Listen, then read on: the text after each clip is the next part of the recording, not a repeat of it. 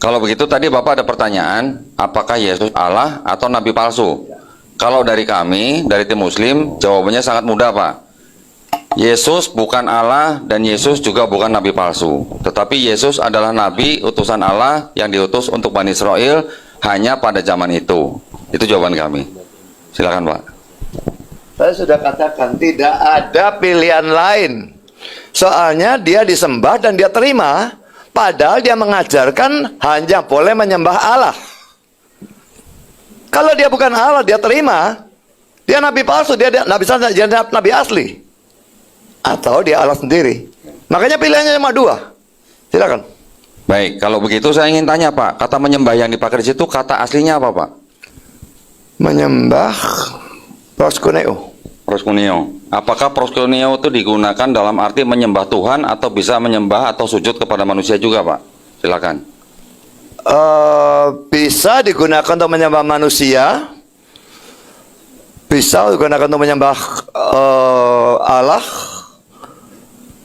Dalam perjanjian lama memang penyembahan terhadap manusia, malaikat dan sebagainya itu masih ditoleransi.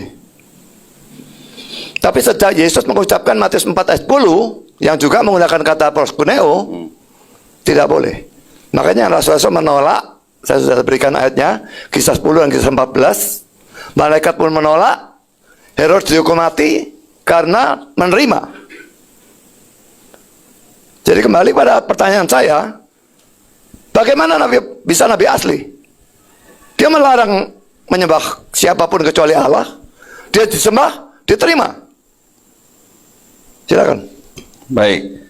Kalau Bapak menanyakan hanya diberikan kepada dua pilihan, yang pilihannya Bapak yang buat, saya masih bisa berkilah kemana-mana, Pak.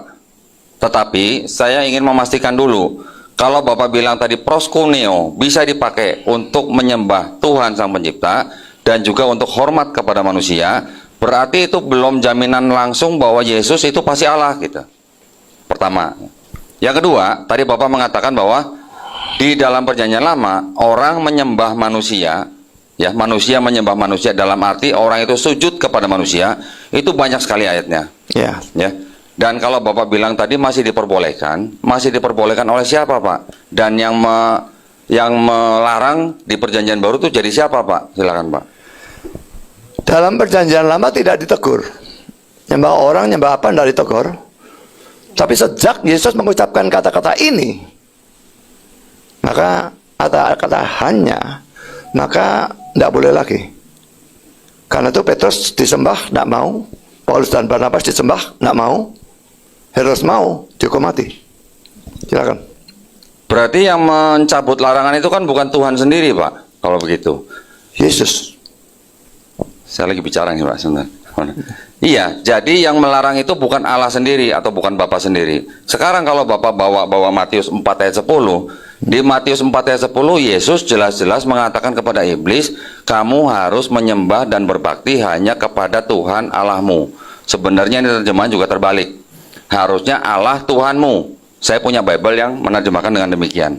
Jadi, kenapa kalau begitu iblis tidak menyembah Yesus pada waktu itu? Silakan, Pak.